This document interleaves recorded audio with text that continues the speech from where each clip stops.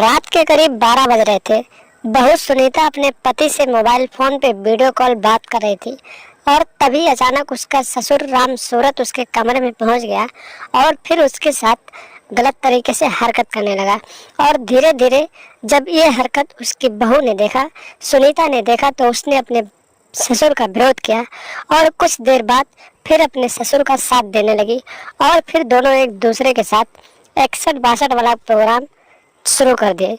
नमस्कार दोस्तों, स्वागत है आप सभी का हमारे एएसएन क्राइम अफेयर चैनल में। दोस्तों, एएसएन क्राइम अफेयर चैनल को आप सभी लोग सब्सक्राइब कीजिए, वीडियो को लाइक कीजिए, वीडियो को ढेर सारा शेयर भी कीजिए। दोस्तों, चढ़ती जवानी और तड़पती हुई हवस की ये कहानी राजस्थान के कोटा से सामने आई है, जहां पर एक राम सूरत नाम का 55 वर्षीय ससुर रहता था और उसका एक बेटा था जिसका नाम राहुल था। राहुल की शादी हो गई। राहुल की शादी एक सुनीता नाम की लड़की से हुई थी। सुनीता बेहद एक खूबसूरत थी और उसकी चढ़ती हुई जवानी जो भी देखता था तो उसे पाना चाहता था, उसके साथ सोना चाहता था। इसी तरीके से दिन बीतते गए। सुनीता की शादी हुई और वो राहुल के घर आई और अपने ससुराल आकर रहने लगी। उसके ससुराल में उसके पति के सिवा उसका एक ससुर था। उसकी सास की एक लंबी बीमारी के चलते मौत हो गई थी। सुनीता अपने ससुराल में रहती थी और कुछ दिनों के बाद उसका पति राहुल किसी काम के वास्ते से किसी दूसरे शहर चला गया, यानी कोई नौकरी का चक्कर था और उसी नौकरी के चक्कर में राहुल अपनी जवान पत्नी को छोड़कर दूसरे शहर चला गया और करीब 3 महीनों तक वापस नहीं आया। जब राहुल 3 महीने तक वापस नहीं आया तो फिर सुनीता की जवानी उफान मारने लगी और रोज रात को अपने पति से वीडियो कॉल पे बात करती और उसे घर बुलाती रहती थी। लेकिन उसका पति राहुल कहता था कि कुछ दिनों की बात और है, कुछ दिन अपने आप को कंट्रोल कर लो, उसके बाद मैं घर आ जाऊंगा। और ये सारी बातें उसका ससुर राम सूरत सुनता रहता था। राम सूरत की पत्नी की मौत को अभी 1 साल ही हुए थे, तो उसकी भी कहीं ना कहीं इच्छा हो रही थी कि वो भी किसी के साथ संबंध बनाए, संभोग करे। इसी तरीके से जब दिन बीतते गए तो राम सूरत अपनी बहू के ऊपर लाइन मारने लगा और कहीं ना कहीं वो उसके साथ रातें रंगीन करने के बारे में सोचने लगा, क्योंकि उसकी बहू सुनीता देखने में इतनी खूबसूरत थी कि जो भी उसे देखता था तो उसके साथ सोना चाहता था। राम सूरत भी अपनी बहू सुनीता के साथ सोने का मन बना चुका था और जब सुनीता शाम को खाना बनाती थी और खाना लेकर अपने ससुर के कमरे में जाती थी तो राम सूरत उसके हाथों को पकड़ता रहता था और उसके बदन को टच करता रहता था और कहीं ना कहीं उसके गुब्बारे को भी दबाने की कोशिश करता रहता था। सुनीता ये सब चीजों को सहन नहीं कर पाती थी और किसी तरीके से वहां से चली जाती थी और इसी तरीके से राम सूरत अपनी बहू को गर्म करता रहता था। एक दिन की बात है, रात के करीब 12 बज रहे थे और सुनीता अपने पति राहुल से वीडियो कॉल पे बातचीत कर रही थी और तभी अचानक उसका ससुर राम सूरत उसके कमरे में आ गया और उसके कमरे में आने के बाद राम सूरत उसके बदन को सहलाने लगा। जब सुनीता को पता चला कि उसका ससुर उसके कमरे में आ गया है तो फिर उसने इसका विरोध किया, लेकिन वो अपने पति राहुल से वीडियो कॉल पे बात करने में बिजी थी, इसी वजह से कुछ कह नहीं पाती थी और करीब आधे घंटे तक राम सूरत अपनी बहू को गर्म करता रहा और उसके गुब्बारों को दबाता रहा, लेकिन उसकी बहू इसका विरोध नहीं कर पा रही थी क्योंकि वो अपने पति से वीडियो कॉल पे बात कर रही थी तो उसका फोन नहीं काट सकती थी।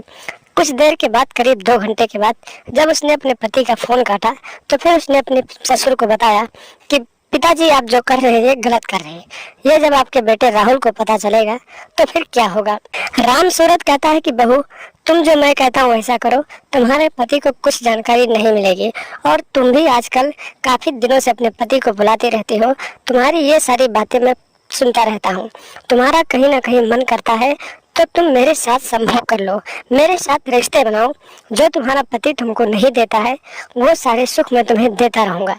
इतनी सारी बात राम सूरत अपनी बहू सुनीता से कहता है तो सुनीता भी 2 घंटे तक लगातार उसका जब ससुर गर्म करता है तो भी गर्म हो जाती है और उसी गर्म की वजह से वो अपने ससुर का साथ देने लगती है और उसकी बातों को मान जाते हैं और फिर अपने कारखाने का दरवाजा खोल देती है और अपने ससुर को मौका दे देती है।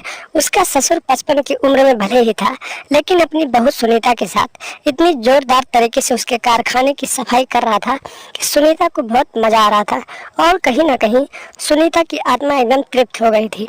सुनीता की आत्मा का तृप्त करने के बाद उसका ससुर वहीं पर सो गया और जब सुबह हुई तो फिर सुनीता उठकर अपने घर का काम काज करने लगी।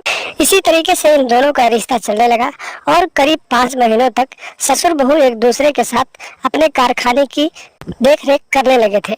यानी कि राम सूरत अपने बहू के कारखाने की सफाई रोज करता था। और एक दिन की बात है, 5 महीने बीत जाने के बाद एक दिन सुनीता के पेट में काफी दर्द हुआ और दर्द होने के बाद उसने अपने ससुर को इसकी जानकारी दी। उसके ससुर ने सुनीता को एक हॉस्पिटल में ले जाकर चेक करवाया। जब चेकअप करवाया तो सुनीता वहां पर 3 महीने के प्रेग्नेंट निकली। यानी कि ससुर ने अपनी बहू का कारखाना इतनी अच्छी से सफाई किया था कि वो प्रेग्नेंट हो गई थी। जब प्रेग्नेंट होने की बात सुनीता को पता चली तो सुनीता एकदम से डर गई और बोली, अब बताइए अब क्या होगा। ये सारी बात राहुल को पता चलेगी तो क्या होगा। उसके बाद राम सूरत ने कहा कि तुम दवा खा लो और ये बच्चा गिरा दो। वो बच्चा गिराने के बाद में सुनीता ने अपने ससुर से कहा कि अब ऐसा कुछ नहीं होगा। लेकिन उसके ससुर ने लगातार उसके ऊपर दबाव बनाया और फिर बताया कि अगर तुम मेरे साथ फिर से ये सब नहीं करोगी तो तुम्हारी सारी करतूत मैं तुम्हारे पति को बता दूंगा। उसके बाद सुनीता ने फिर से वो काम मजबूरी में करना शुरू किया और एक दिन प्लानिंग के तहत सुनीता ने अपने ससुर के खाने में जहर मिला दिया और फिर उसे मौत के घाट उतार दिया। तो दोस्तों, सावधान है, सतर्क रहें और अपनी पत्नी को कहीं ना कहीं अकेले छोड़कर ना जाएं, क्योंकि आज की इस क्राइम की दुनिया में ऐसे बहुत सारे लोग हैं जो हवस के पुजारी हैं। कहीं ना कहीं वो आपके साथ गलत कर सकते हैं। तो दोस्तों, लगातार हमारे साथ बने रहें, चैनल को सब्सक्राइब कर लें और इस तरह की घटनाओं को जानने के लिए हमेशा देखते रहे एसएन क्राइम अफेयर।